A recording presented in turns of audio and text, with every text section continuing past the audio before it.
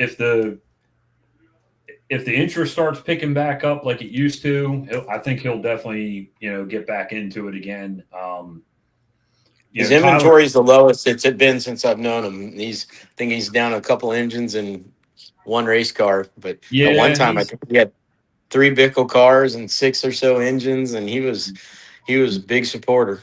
yeah, so he's kind of like I said, I've known him a long time, and he goes from street rod mode, as we call it, to race car mode, and right now he's in street rod mode. So um, the red car, didn't show up at what was the last one? Galat. We're all messed up, Galat. Galat because he had bought another trailer, a better suited trailer for what they're hauling them cars across the country for street rod shows. But it doubles as a race car trailer, so um, I think Tyler was picking that trailer up and something like that. So just a lot going on. I mean, I've got a lot going on too right now too. Samantha's graduating high school this year, so that's coming up. That I kind of knew all this was happening when I kind of set out my plan for this year. I mean, Calvin's like my motivator. He texts me every morning basically and get that car done. Let's get that car done. And I want to get it done, but I got a bunch of customer obligations I got to fulfill first. I'm trying to get that stuff caught up, and then So when you talk about customer obligations, Brian, so you've got a day job as a manager of a bunch of techs, and then you also build race cars and headers and do race car fabrication work at home as well. I do. I do a lot of. I do a ton of different stuff. I mean, I used to have a shop like 5 minutes up the street from my house, and I built a shop at my house and kind of drug a lot of that stuff here. I've been buried in it for a while. I'm trying to get caught up on that. I had some help at one point. I don't now because I work full time. Basically, Mama said if I'm going to have a race car on my own deal, I got to get a job and have to do all that stuff to pay for it. So, Yeah. and Jason, and, you and know all about that, right? yeah, I'm sure Jason knows at this age, man, that's getting harder and harder. I was out in the garage last night till midnight working on something for one of my kids' college project, and man, I was dragging this morning. But Chris, I send you the most updates and the pictures and all that stuff than anybody, and like when I get in thrash mode though, I'll get it done. So Yeah. we're just trying to get through next month is Samantha's graduation and party and all that How stuff. old do you feel? How old do you feel now? Really old, considering like I look at the pictures from when we first started racing with the Chevy 2, and I got, we were in Florida at the first 632 deal, and In I Orlando, saw, yeah. yeah, man, it breaks my heart in one way, but I'm proud of her. I mean, she's super smart and does real well, and she's already got I texted her today. Our mother told me the other day that she got another job, so she's working two jobs now. Goes to high school. She goes to college courses, so she's kind of a go-getter. So I'm proud of her for that. So That's probably why you took a year She has off no racing interest because you in a didn't race have her car. help. what's that, Jason? She has no interest in getting in a race car. Yeah, so we've got a Camaro, and believe me, she's on me too. So she's got a third gen Camaro that I'm working on putting together for her, like a little street strip type car. Her boyfriend's car is out on the lift right now in the garage. I'm putting some headers on that for him. And Or what? What's that? Or what? Yeah, her boyfriend. So trying to help him out with that, and then she'll text me and what do I need for my car? When can we get some parts for my car? And I mean, I have an engine done for it. It's just time, man. That's all. So Yeah. but She can go through the hourglass quick. yeah, it sure does. So, Brian, we kind of covered the past in your racing. So, moving forward, you said you got Doug Nichols' Mustang. That was in RJ, is that correct? It is an RJ car. Yeah, Bob Birch. It was the Rise Loan sponsored Pro Stock car, Mountain Motor Pro Stock car. If I remember right, Doug ran that with the motor you had in the Cavalier, which was like a 9-degree deal from, what was that, Madcap? It was Bob Madcap. Yep. The guy that. Go ahead. And then that car, he fielded it with a clutch and a Lenco, I believe, or a Liberty. And I want to say, if I remember right, Doug went as fast as like a 25 with that. When 25 was really fast. I mean, so It's funny you said that because I remember the conversation you and I had the first time we saw that car. yeah, I said, who are those guys down there? Like, Right. they made a good lap, and I'm like, what the hell did they come from? Yeah, I And was I like, think man, I think Brandon was helping them, and I yep. started to try to figure out who in the hell these guys were because they're starting to be a threat with not even making any noise yet. I was like, holy shit. Yeah, they just kind of popped out there, and then and Doug just said 21. I had thought he'd been in the teens with that car with the other motor in it. But nonetheless, I mean it's a really good car. And I'm just trying to do a due diligence and make it look like it used to, like brand new. So I mean the biggest thing I'm struggling with right now is trying to find a local plater to replate the rear end housing because I know if I put it under the car unplated, I'll never take it back out. I'm just trying to do it all now before I, Yep. So I got pieces like that in my car. yeah. But and I'll remember when I look at it, go, oh, God, yeah. do that. So you think you'll run that car with an automatic in it or bolt action tranny? So I really want to run it with the clutch, but since Meade's offered up a drivetrain again, it'll probably come out with an automatic in it first, just for simplicity reasons. It's kind of what I know, and just because I'll be out late in the year, and then I'll probably convert it over. The car's already set up for a clutch, but I'll probably just get all the pieces together over the next winter and try to bring it out the next time with a clutch in it. See, that's the backstory on this is kind of leading up to something I just want to make a somewhat of a half-cocked statement. That's the beauty of 632 racing is some regular guys like us can, kind of team up, take a car that's a good car, but not brand new, revamp it to run in the category and come out and be competitive. I mean, like Doug said, that car was a 21. I mean, those numbers are still hold true in the category today. Now you're 3, 4, 5 years smarter than back then. That same combination with the same people working on it with just some technology moved along. All of a sudden, that car picks up 3, 4 more hundreds. So you can have a pretty competitive package out on the racetrack for, man, not a lot of money. I know behind the scenes what that stuff kind of traded hands for a couple different times, and you can put a race car together, under $100,000 and come out there and be in the pack. Now of course you can also spend 300 or more. You'll have a little fresher piece or something like that, or a brand new engine or a brand new race car. But at the end of the day, some of this old stuff revived is perfect for 632 racing. I couldn't agree more. I mean, that's the appeal to it for me. I mean, I'm not super wealthy by any means, and I feel like I can do it. I mean, and I'll be honest with you, I was thinking about this earlier today when you called me and asked me if I wanted to come on tonight, and probably the biggest takeaway that I got right now is having a little bit of time to think and kind of regroup. When you're racing, and nothing towards any of the guys that I have raced with or driven for, but like you're kind of stuck in a wormhole with them. You know what I mean? And I got some things that I want to do on my own, my own way. I've kind of always done it that way. And I'm looking forward to doing that and trying a lot of the stuff that I want to try and test. And well, and to clarify, I think what you mean about wormhole is you don't want to get lost when somebody else is backing you, Right. but if it's your own deal, you got nobody to answer to but yourself, nobody to blame but yourself. It's easy. If you get off in left field and have a bad race, you drive home mad at yourself and no one's got any problems with you. Yeah, because you feel like you let them guys down, and I mean, Sure. and it happens. I mean, So you find yourself being more conservative because there's other, people involved. I understand. I completely understand. and I definitely, like the Gibson's got a really good car. That Cavalier's been 978. It's been a 16 at like 171.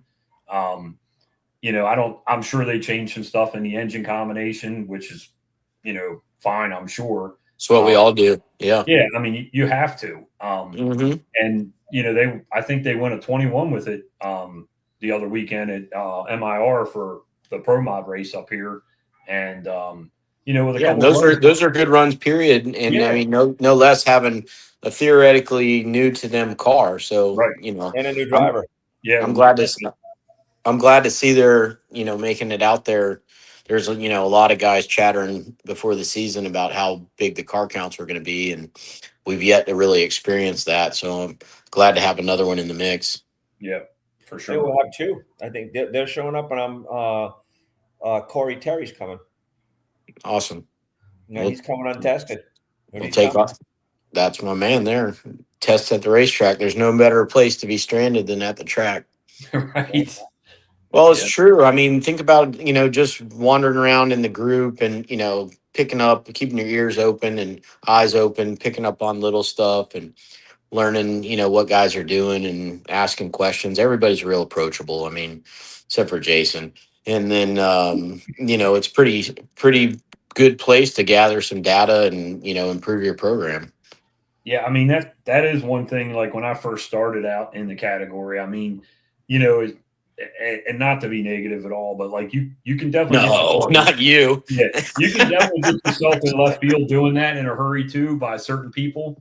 But I mean, not that anybody means it ill intentionally, but like a lot of guys run their stuff differently. You know what I mean? And so you can definitely do that. But like you said, I like the fact that you can ask questions and Plus, you get to measure up what you've got against what they've got on the same conditions, the same racetrack. You're not at some, hole in the wall racetrack with these phantom slips that get you some false confidence. I remember you guys went testing, I think, with the gold Camaro, and it was one of them bubblegum wrapper 60 foots or something. Oh, no, that was Vinny. I think Vinny came back with the old 931 60 foot or whatever. And it just gave him, a little bit of a false hope because it wasn't on the same track as everybody else was at. So when you can measure up with all the guys that you've got to compete with, then, it's a big difference. So I think everybody should come out untested and race and just get going, because a lot of times that first race, is the hardest one to make. Then after that, you're in a rhythm you start scheduling around it.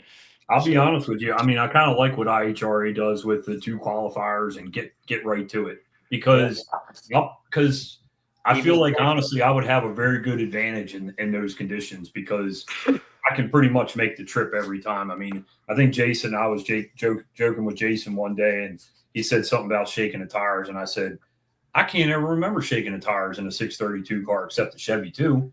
And, obviously there's 10 different ways you can shake the tires, but, it's kind of a funny story as well. Like there's a local track here in Maryland. It's kind of defunct now, but it kind of sucks because it's 15 minutes from my house. The guy made a post one day saying the first car that comes up here and goes sub 1 second, 60 foot, I'll give him $1,000. Well, I, in the gold car, would typically go one flat, 101 every single time. So I said, well, what do I got to lose? I'll go up there. Kind of the same thing. And I had free reign with Meade's car. So I went up there, unloaded, went 997, and the guy handed me $1,000 cash. And I was like, that was great. I was done. I would just go there every week. Yeah. I was like, man, this is awesome. So we loaded up. Well, actually he asked me, he said, what did you think? And I said, the track was good to 60 feet. After 60 feet, it was trouble.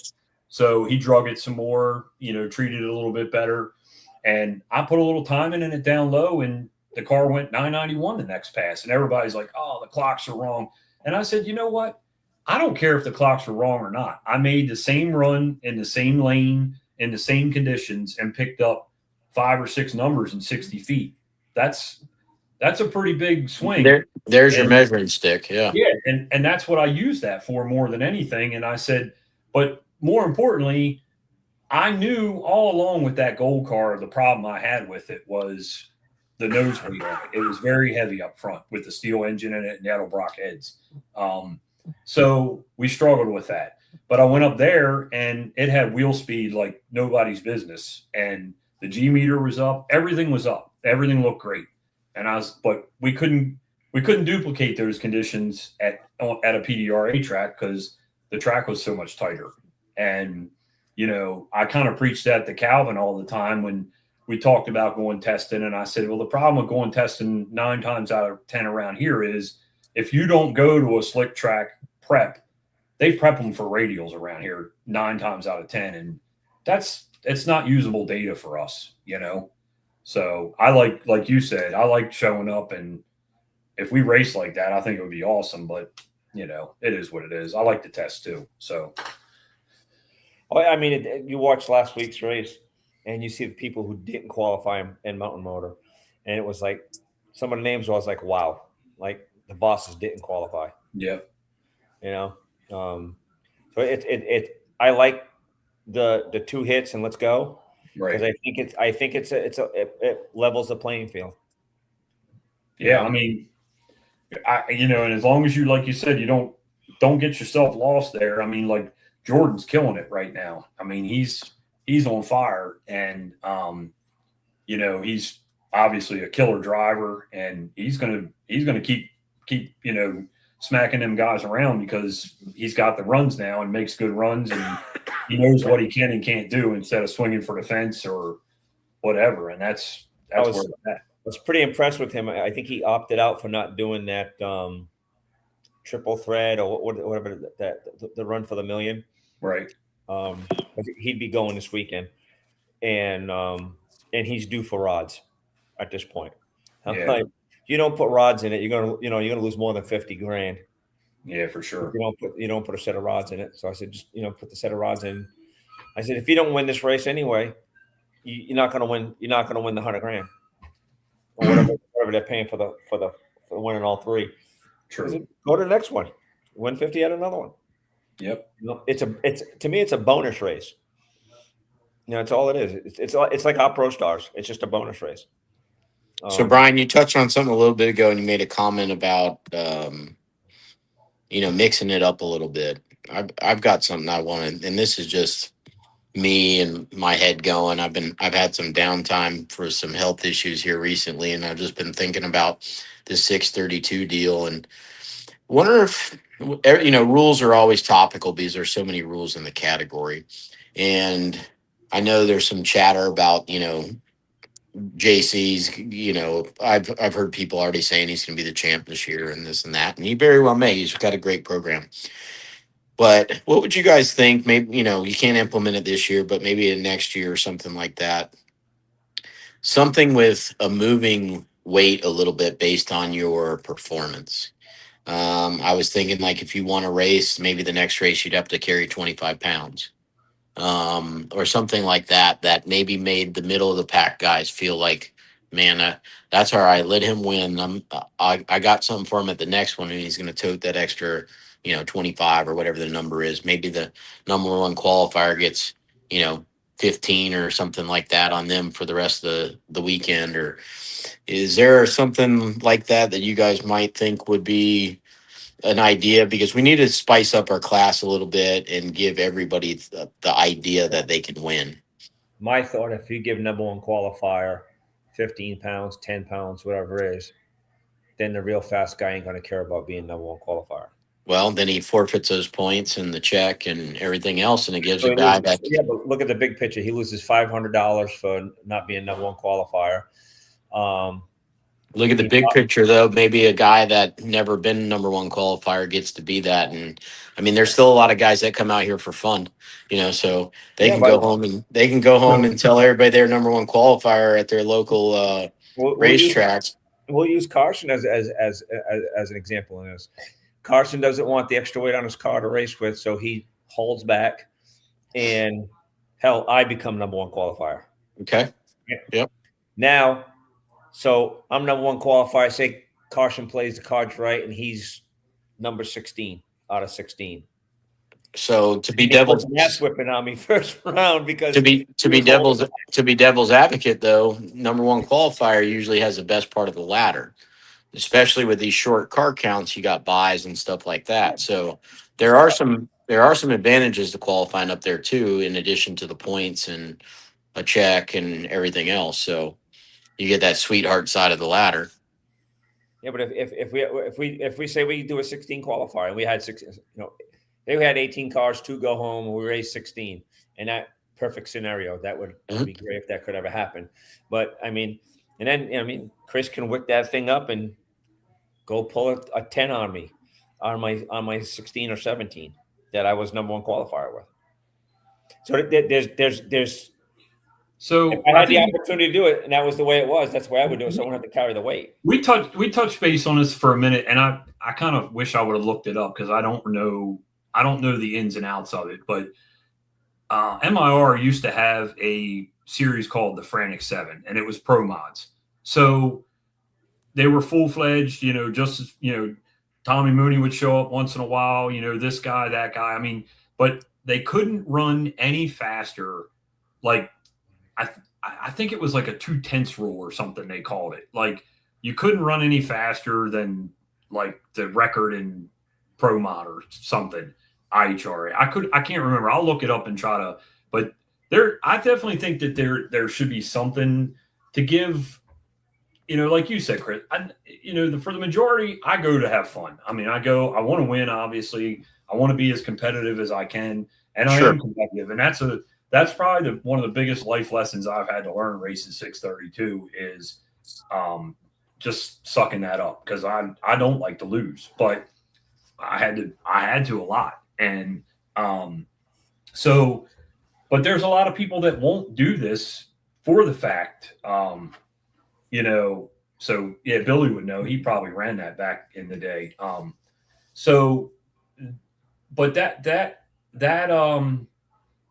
you got to give people some hope, like you said, that want to feel like they come, because there's a million cars out there with 632s in them, Top Sportsman, whatever the case may be. I mean, I know of a lot of cars that just sit around and don't do anything because they're like, oh, I'm not going to go spend all that money to do that and get my teeth kicked in every week by, nothing against him, but somebody like Alan O'Brien that has all the money and all them cars out there, a professional tuner. I mean, that's class racing. I mean, it's going to happen. Yeah, just a good program. Yeah. But then there's got to be guys like us that just going to try hard and go out there with what we got and match our skill set against theirs. And you don't have to win the race and be number one qualifier and all that stuff to have a good time. Right. So there's definitely something for everybody out there, but I'm just trying to, I'm always go back to have longevity. You got to have car count, and it's a little bit light for my sense of security, and just trying to think of ways to, and I don't have all the answers, but I constantly think of new ones or new ideas. Over the week, I think, Tara's got motors for both trucks. Yeah, I saw that. Back. I mean, I saw pictures of Vinny's short block and stuff together, so he's got to be getting somewhere. Right. Patrick's got an intake. Right. So, that one's getting closer. And actually, he's not with us tonight. He's in Germany working for our country. And then you got Billy Gibson's coming for the first time. Right. How about all the Fords? Where are all the Fords at that were going to be here this year? I don't know. I don't know what happened to the other Ford. I mean, we were supposed to have Mopars and Fords and all kinds. Well, last time I checked in with them, the Mustang had rear end. It was too wide. It needed to be shortened, and there was some other stuff that was going on with it. Which one was that? Is that Tim's? Yeah. Okay. Yeah. We went to go put his wheels on, and they didn't fit. Oh wow! So he took his rear end out and shortened it and put that back in. It was something else he had issues with. Injectors. He was looking for some of the high flow injectors. So I mean, that's another car that we know it's coming, right? We've seen it. The Guy walks around his house with his fire suit on. Yeah, I wanted to do this in my garage tonight so I could show you guys some pictures of the car, but I just ran out of time. I was late coming home, so. But Calvin posted up, the problem with the top sportsman race is adding weight and limited jets, et cetera, et cetera, et cetera. Top sportsman guys they're top sportsman guys. You know what I mean? That's what they are. They're always going to be that way. Yeah, I wish we could attract more of them, but there seems to be a little, like Calvin said, they're just a little resistant to adding weight and probably taking away jet and trying to figure out how they're going to go faster doing it. So, well, I mean, most of them run as fast as we are with a 706 and multiple kits, right? Yes, Calvin. Andy Spurback did get that motor plate issue fixed, and he's actually got a motor in the car at the moment. So I don't think he's that far off. His problem is, I mean, he works on cars all day. Then when he stops, he's going to work on his car. That's what it takes. Yeah. I mean, but it wears you out quicker. Trust me. You know what I mean? I don't want to go work on boats all day and have to build my boat. So, sore subject in my house is my boat. Very sore. Come on, Chris, get that thing together. Come on, man. I'm not 100%. I got to tell you, I'm battling a tooth that needs to be pulled. I'll trade you. Thought I was going to get it done today, but it's going to be tomorrow. That's never fun. No, that's a $13,000 bill by the time they get done fixing my mouth. You ain't got Obamacare? Nope. I got Jason care. Right, which is tough. Other than that, I mean, I don't know how else to draw cars to the class. Who do we got? Obviously, JC is probably the number one contender at this point. How do you think the class is stacking up behind him there, or maybe disagree? Well, I think Jeff Pittman's right on him. Yeah, Pittman's fast. He's definitely right there with him for sure. If Pittman can get control of the car, he's going to be a problem. He's going to be a problem for everybody. He's a problem already for everybody. Because when he lost in the semifinals because what do you have, like an 89 light or a 189 light? But when he gets himself straightened out, I think he's battling that transmission. I think it's a little more than he's used to having in a car. But I think once he gets settled in with that thing, he's going to be more of a problem than what he is. It's a fast motor. I don't know. Yeah, and that cam brace is aggressive. Like there's some guys that run conservative and always go down the racetrack and all that. I don't know how many times I've seen Melnick or one of those guys wait to that last qualifying run to really catapult up to the front. Just because they've been over aggressive, maybe in the daylight or something like that. So I think Pittman has that same, what I think is an advantage of just racing real aggressive. Like if you watch, say, like the way Jamie Miller runs the car of David Cook's, it's more conservative to where it always goes down the racetrack. It always makes a pretty good run, but it's just old faithful, and then it's more of a conservative approach. And both have their advantages, but I think Pittman's a strong player. I think, Jason, you made some progress here recently. Cook Jr. is starting to get settled in the seat a little bit. I mean, I think there's a handful of cars up front. Carson. He's had a couple just, wild things happen that's taken him out of, competition at a couple races in a row. But, we know that car is fast as soon as it, works the bugs out. If Lexi comes back, that's another fast car. So word is, I think they're going to try to come back when school's out. Yeah. I know she's just got a hellacious school schedule and a bunch of other stuff outside of racing going on. So that'd be another great car to come back. I like seeing what Jeff Pierce brings to the starting line every run too. I always try to use that as a gauge because he makes great runs. And Nicole's itching to come back.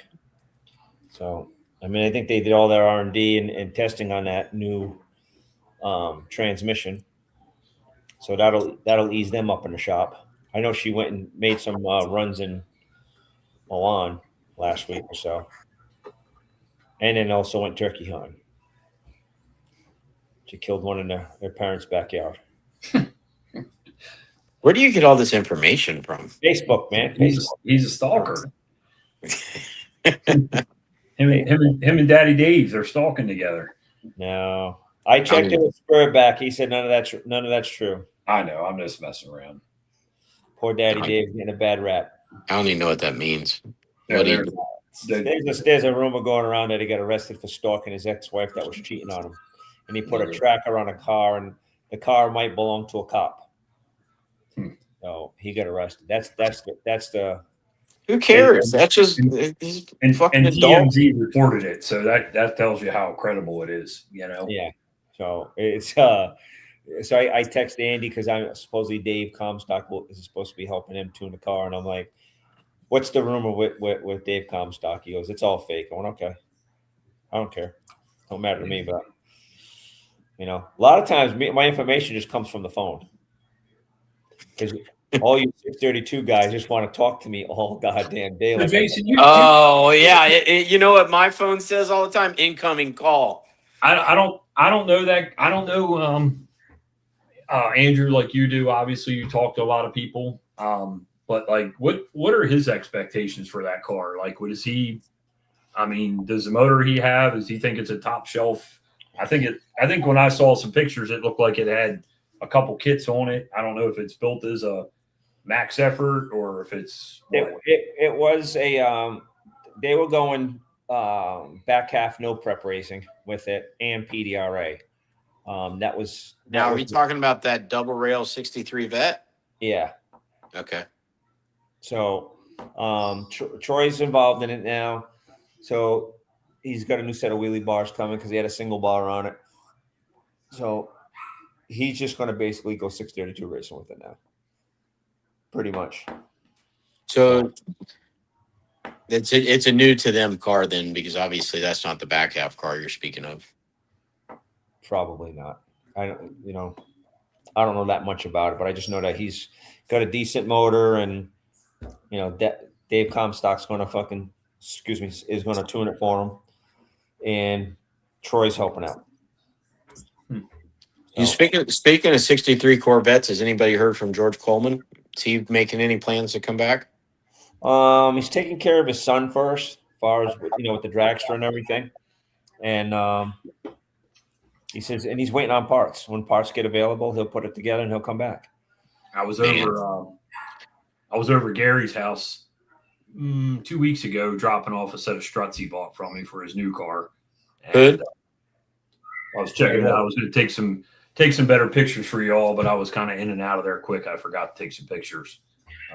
But he's making good progress, and he had the motor out of his car, flipped upside down. He found something. It looked like he told me where it came from, and I can't remember what he said, but it looked like a bearing out of a ball bearing, and it was bouncing around in there somewhere. Oh, I know what it was. It was a dowel pin for the oil pump.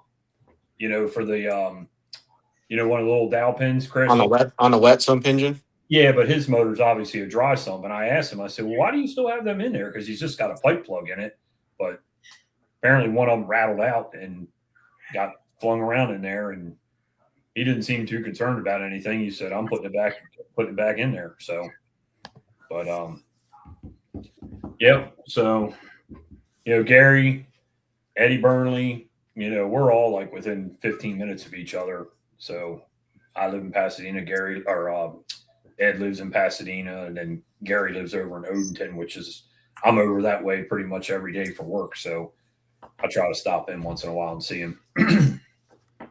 His nephew said that the motor's okay, and they were going to be putting it back in the car. Yeah. And, that's a guy he comes to race for, have fun. You know what I mean? He's got another one sitting there anyway. So even if that one wasn't, the other motor's sitting right there. He could put that one in there, and that one has been 30s also at one point. So, Yeah, so he can go pretty much at any time anyway. You know, he just loves to race. He loves racing a class. I give the guy credit, and for what he gets done in a short amount of time, building a car at his age. Yeah. I work hard, but man, he can. I think he can outwork me. I know, and he's like 10 years older than you. Yeah, we Easy 10. we had that conversation before he started building. We were talking about it, and I said, Gary, man, I'll tell you, I mean, I build a lot of cars myself, and he has built a lot more than me. But we both talked about it, and I said, man, I don't think I would. I think I'd buy a kit, and that's what he did. He bought a RJ kit, basically exactly like my car, but for a Camaro body. He said his wife wouldn't let him build a Mustang. He wanted to build a Mustang, but he said his wife wouldn't let him. But yeah, so What's the backstory on that one? They're just Chevy people, I guess. And Renee calls the shots over there. She always has. I mean, you know, so. But That's a good family. Oh yeah, they're good. They're good people. They're great. So, yeah. You know, so when we do go to those races that he's not there, it's like, man, Gary's not here. He makes that's the guy. He goes to everybody's pit and does his 5-10 minute spiel with you, and he quietly walks away. Right. Goes to goes over to your trailer and then leaves there, goes to the next trailer, and yeah, he's normally aspirated. He don't have any maintenance to do. Yeah. Jealous. Yeah, it is pretty sweet deal for sure. Right. Rest of us are thrashing away. I was thinking about that actually today, Chris, going back to your weight rule and all, and I was thinking, would it attract anybody if we let larger cubic inch motor cars in? I talked about that in the off season about being that we don't have Mountain Motor Pro Stock anymore, letting them come in at a little bit higher weight. Then they'd run over there and let them run with us. I figured some of the bottom of the pack guys over there would fall back over here. Right. It was fun when Placino and Gillig and shit. There's 2 or 3 of them at one time. Huffman and they were competitive. You know what I mean? I think it would take some moderate adjustments to figure it all out, but. I wish I could get that 632 from what's the guy that owns drink water stuff? Yes. I wish I could get that one he's got. I'd love to run that. He's got it in a mud truck. Yeah, that's what I heard. Mm-hmm. Yeah. It's funny. It's probably one of the stoutest, engines of its kind, and it's in a no rules barred kind of category over there. Right. It's pretty cool. I wonder if Kazi could duplicate that thing. Why couldn't he? Absolutely. Yeah. You just wouldn't want to pay for it. Right. Yeah. I know I wouldn't. No, there's some crazy numbers I hear circulating around these days of what some of that stuff is bringing, and man, it's just out of this world. Right. All the motor stuff is from Kazi's astronomical. Well, I've even heard some numbers out of some of these, new 632s that, the amount of time and effort and R&D and stuff that's been put into them, that they're just astronomically priced. It's crazy. I think I was like 85, 90. I never wanted to sit down and put the numbers to it from scratch, buying every piece brand new. 85 is the most I've ever had into one, and the primary place all the money was spent was on the induction side. I was gonna ask you, Chris, what's the top of the line baddest set of cylinder heads with all the bells and whistles? Heads, manifold, and rockers about 30,000. Right. Yeah. It's crazy. I mean, that's for the category like us. I know some guys that paid much more than that for like some pro stock style stuff. There's probably a handful of mountain motor guys that go, damn, that's cheap. However, in the stuff that we do, that's Mike Anderwick did us a set of the symmetrical heads that were in your gold Camaro. And by the time that project was done. And Jason, you know about it because you've been through castings and everything else, trying to get something that didn't spray water out of it, and Yeah. you know the whole 9 yards, developing something new and a new rocker deal, and it gets expensive. I mean, think about what Mead paid for the manifold on the 9 degree that I did for him. I mean, Yeah. that was an all billet deal from Schweitzer. Right. One system, throttle bodies, manifold, single injector, and a dry nitrous kit was like 40 grand. Yeah, it's crazy. You know, But it was a work of art. It was as good as Yeah. you can get. It was all it was supposed to be. We was on time. We were very pleased with it, but it wasn't cheap. right. But it's also one of one. I mean, it's not like a production piece by any means. So Yeah, I don't even know where that. I think that one wound up on that. The guy that runs Top Sportsman with NPDRA with the green '69 Mustang, he bought 2 of Mead's engines, and I think that was one of the ones he wound up with. that was a billet aluminum block engine with 9 degree, Right. and then that Schweitzer manifold. That was good. That was good stuff. Yep. Negative Ghost Rider. We've been down that road. If we're gonna do that, let's just make it unlimited and Yeah. race. But Yeah, the problem with that is, you know what happens with that. It's just who's going to spend the most money. You know what this I is mean?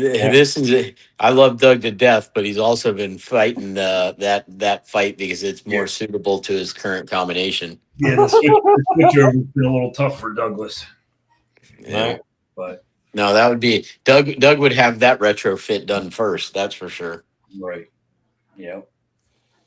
Man, there's some comments out there tonight. Weight break for carbs. Mm. Yeah, that's not a bad question, but That's why I didn't respond. Is I'm just kind of soaking it in a little bit and thinking. I mean, you got to. You know, I'll be honest with you, and I'll stand by this. I don't think carburetors make less power. I actually think they make more power than EFI. However, we have to race on the racetrack, and there's Right. so much more you can do with the EFI that makes it faster on the racetrack.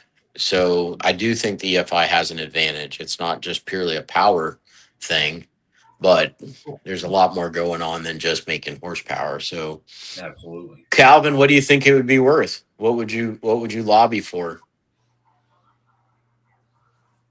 Vinny, you should get that. I mean, I don't know if the Duster falls in there, but I don't think it does.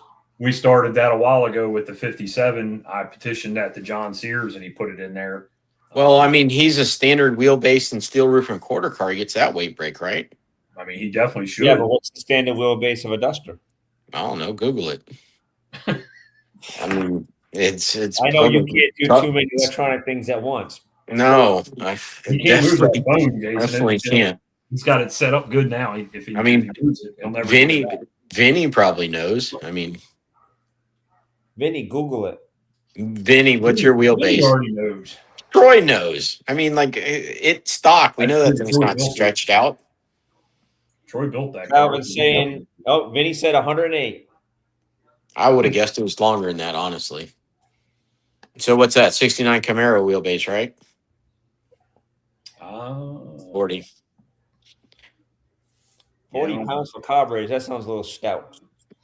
Yeah, that's a lot. But if they swung at 40 pounds, I'd have carburetors on our and stuff. Troy Russell comes back with the truth. Damn, Troy, why you got to put him out there like that? It's not stock wheelbase, Vinny. Well, it's plus or minus 2 inches. We'll give him some slack there. Right.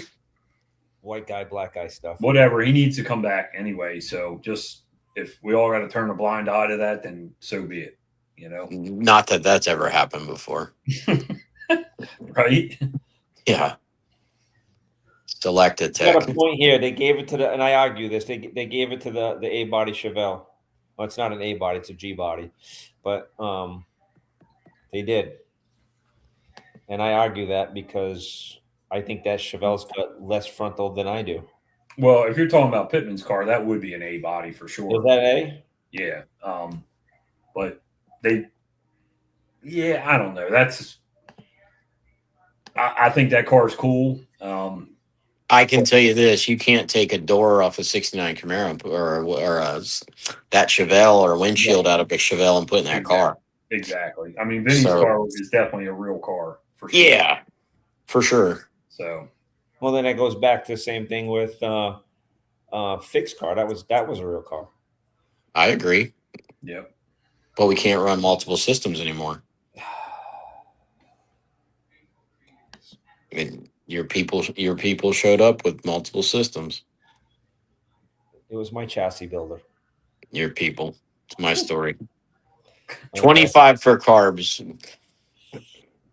I mean, Do I hear 15?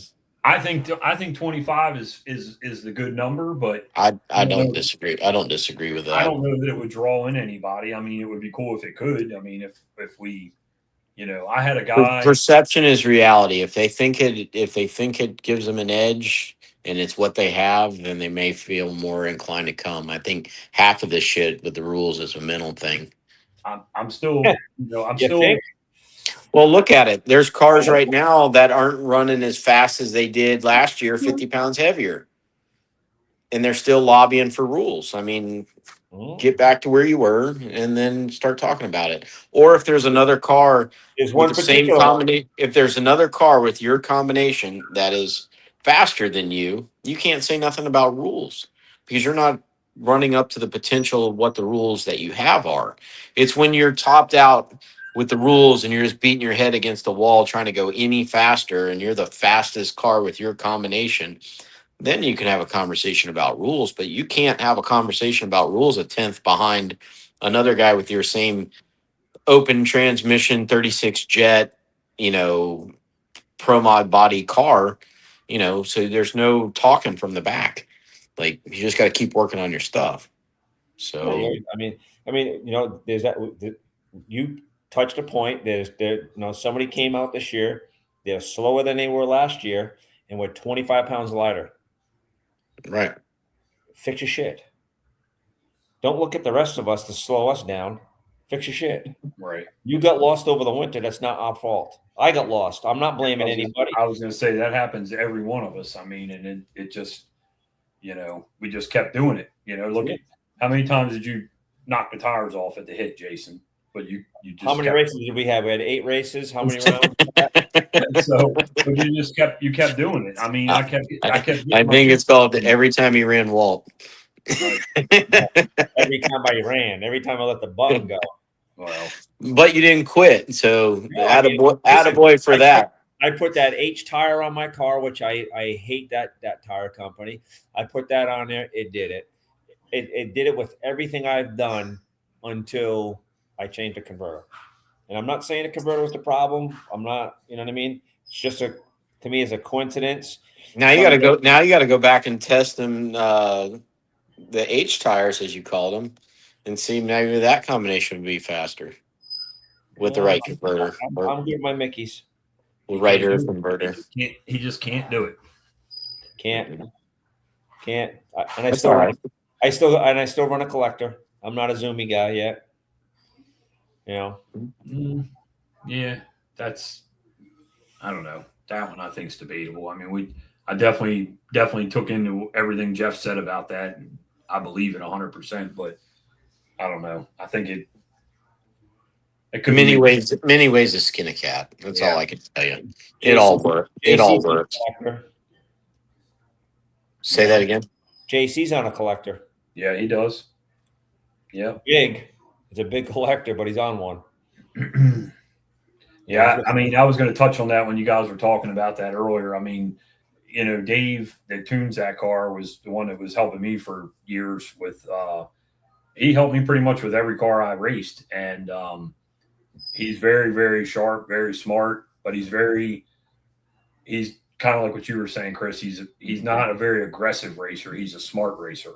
And that car is and I don't mean this in any kind of way. We haven't seen the potential of that car yet. I would almost guarantee it.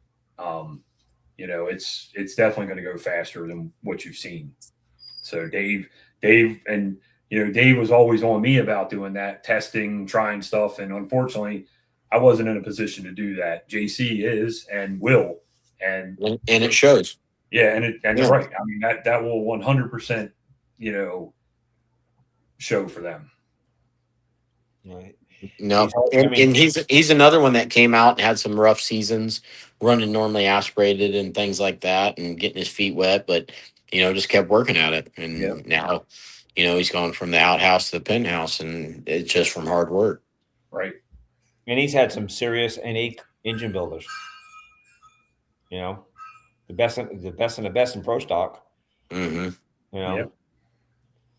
And it just didn't work for him.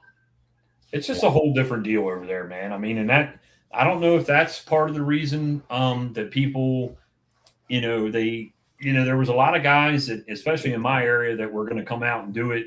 Oh, we'll go do it. We'll, you're doing it. We'll do it. And then they saw struggles and, That's my favorite. We have all these conversations on the back lines all the time about all these guys that are going to come show us how it's done. Right. I'm the 82-time world champion at my track, and Thursday Night Fever this and all that horse shit. And then they come 632 race and show you how it's done. And we had a 632 back in 1998 that went 660s, and I'm like, okay, cool. See you there. Maybe you should have show up money. Right. I mean, if they show up and give them some money. We got a guy around this way that that I hear that story all the time. It went 660s. Every time. It's going to be easy. Yeah, it went 660s one time with 3 kits on it, and it was probably dead at 1,321 feet. You know what I mean? Robbie Cranshaw runs Top Sports, and he's like, man, do you think I can run that class for you guys? I'm like, you got a 632, and he's like, no, it's a 706. I said, well, you got to have a 632. Right. Like, yeah, man, you guys run just as fast as me with 3 kits on, and I'm only 2,400 pounds. And I'm going, yeah, it's not easy. It's not easy. You're making steam in them things. You know what I mean? It's not just that. The cars are just fast. I mean, analyze everything. Chris, I mean, and I think that's the thing that we should focus on moving forward is to let people know how badass these things really are. I mean, people just think that's a 632 in this, and like Brian's friends, that's 632. I'll come and I'll go do that. No, you're not. Right. Everybody comes walking in and think they're gonna, coming out of sandbox and they're gonna. We're almost sound like street outlaws when they first started out, right? Well, I'm gonna make an example, and it's no disrespect, but just to give you an idea on how easy it's not. Mead, we were talking about him earlier. A couple years back, got hooked up with the Harrises and that camp, which is a very decorated, history of racing nitro stuff. And to be honest with you, didn't necessarily, they made good laps, but didn't necessarily show us how it was done and set the world on fire. And that is a brilliant group of people. So that's one of them scenarios right there. It's a classic example of how easy it isn't, because in all, going into that season, I'm like, oh shit, we're in trouble. They got 2 or 3 new Bickel cars and 6 engines and a great brain trust of people. We're in trouble. And it just wasn't, it didn't come together that quick. And so I got a little feedback on that, actually, now that I actually drove Rick Mead's red car the first race, and worked with Jason. And, great guy, awesome. I had a blast that weekend. And, I made a couple laps in the car, and I came back and told him some stuff. And I was sitting in the car one time in the staging lanes, and he reached his head in and asked me, what do you think about this or that? And I'm like, hey man, you're calling the shots. He's like, no, I'm not. He's like, I need your feedback just as much as you want me to help. And I was like, I said, okay, so I gave him what I thought, and we worked really well together that weekend, I thought. And, then I think the 4th pass on the car, we went a 19. We kind of tried some stuff and it worked. And that car was probably, out of all the cars I've driven, it responded the most to anything I've ever felt. And Chris, you know this, I'm kind of a seat of pants driver. And I came back and told Jason a couple things a couple times. And he's like, man, it's kind of cool that you can tell me that stuff, because a lot of guys that I've worked with don't, you know? So, like I was hard on myself that weekend because my late first round was so terrible, which Jason, you know that. I mean, I'm normally not that bad, but we had the nitrous on the two-step. I'd never driven a car with that on there like that. And it was, I don't know if it was a distraction to me or not. I mentioned that to Jason. I asked him, I said, do you think that could have been a distraction for me? And he's like, absolutely. And it was violent. I mean, the car went 980 something a couple times in a row. And we were making some good headway. We just ran out of weekend. And, but you are right. And Jason had told me that. He's like, man, this is not an easy deal here. And, it's they tried a bunch of different stuff. I mean, that car's definitely got quite a bit more in it with what's in it right now. There's a few things that Tyler and I talked about doing. So I may get to drive it again here, maybe Maryland. Mead had mentioned something about that, but I don't know. I mean, Tyler's got some stuff going on. He's busy with work, and so I don't know exactly what's going to happen with that. But so you won't be racing in Virginia? Probably not Virginia. No. I don't really want to speak on it, but Tyler's got some personal stuff going on. I don't think the car is probably going to come out for that one. And, and I don't think Virginia is definitely not going to happen, but Maryland, there's a possibility either me and even if Tyler drives it, I'll still go and help them. So I think we go on a social media assault on these other guys that think they can come and do it somehow, some way, come up without, show up money or something. They want to do it, and there goes Chris. If they want to do it, they should show up. He's timed out. Yep. So. And that's how I feel about it. I mean, because to have drama between ourselves, whether it's friendly drama or not, at some point it's going to get unfriendly, right? We all know that. We can all only take so much shit talking to each other before it becomes a problem. Yeah, I mean, I agree with that, but I don't. Like, and I come from grudge racing, street racing. I did that stuff forever. And, it's funny because a long time ago, I've seen many fights out there doing that stuff, but like 9 times out of 10, people would talk so much trash, and then after it was over, be carrying on and having a good time like it didn't even happen. I think 90% of the time it would be that way. It's right. going to be that 10% when somebody's having a really bad day. Yep. The bank account's low. They just blew a motor. Blah blah blah blah. Somebody's going to say something, and then we're all going to have a problem. They just hit weight on the track. Right. Yeah. Jason was carrying on, and I just walked in, and I said, "Are you all right, man?" And he started carrying on. I was like, "Oh, he's all right. He's breathing. He can say all that. He's breathing." So I'm still not over it yet. No, I don't blame you, man. But I mean, it sucks that it happened, but it happened. I mean, so Jason, what was worse, that hitting the weight on the track, or the outboards down the side of the toter? I didn't even hear Hitting about the weight on a track, because at least at the end of the day, the kid that ran the outboards down the side of my toter home apologized, and he ain't got FU money. Right. Yeah, that's a good point. And he ain't got FU money. Yep. Roger that. Troy's on there. When the orange Camaro knocks the tires off. Exactly. But it is what it is. And I mean, but that's what I think we should do. Because there's always people that want to come and they don't want to show up because they know that they can't do what we do.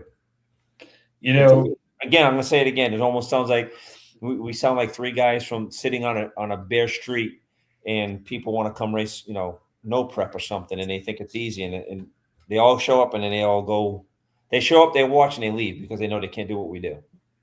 Yeah, I mean, but you don't want to put it out there like that either, like make it unobtainable, because it is. I mean, like Chris said, you can buy with work. Yeah, you can buy an older car. You can you can buy an engine. I mean, Chris has got a 14-degree engine right now that could be bought, and it would be For sale.